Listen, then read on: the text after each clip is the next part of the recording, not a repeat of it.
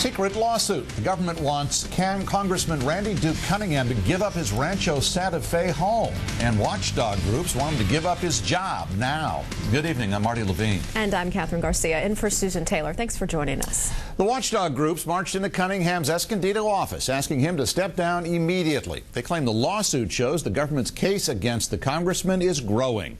Lynn Stewart is live at the federal courthouse downtown.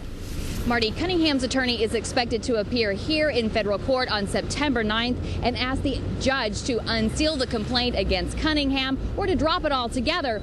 Today, though, Cunningham's attorney did not want to talk to us specifically about the case, but says he's looking forward to his hearing before the court. I'd be lying if I said it wasn't difficult. But the recent raid and ongoing investigation into Representative Randy Duke Cunningham's deals with defense contractors is prompting some watchdog groups to call for the congressman's immediate resignation. But if you would pass along to him.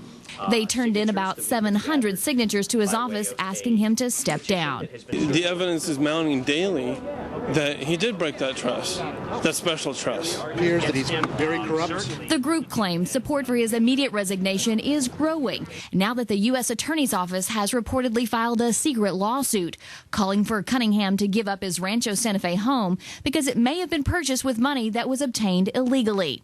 The suit effectively makes it very difficult to sell the property. But it would seem that because they are going forward and asking for the forfeiture of the house now before indictment, we're a lot closer to indictment than we might have thought. Some legal experts say it's extremely unusual for the government to file a notice on a property before someone is formally indicted.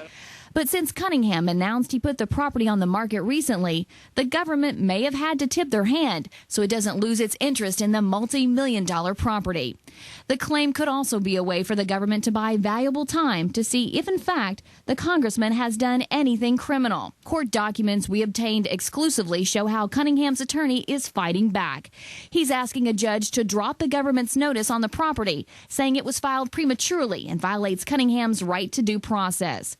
The motion argues that Cunningham cannot defend his right to his property without knowing what he's accused of doing wrong. Now, today we also talked to some of Cunningham's supporters. They tell us they do not want him to step down unless and if he is indicted of doing something wrong. Reporting live downtown, I'm Lynn Stewart, NBC 739. Thank you, Lynn. A defense contractor with ties to Cunningham's troubles has been sold. It's MZM Incorporated, sold yesterday to a private investment firm. The head of MZM, Michael Wade, bought Cunningham's Del Mar home for more than $1.7 million in 2003. Months later, he sold it at a $700,000 loss. Cunningham also lived on Wade's yacht, called the Dukester, while he was in Washington, D.C.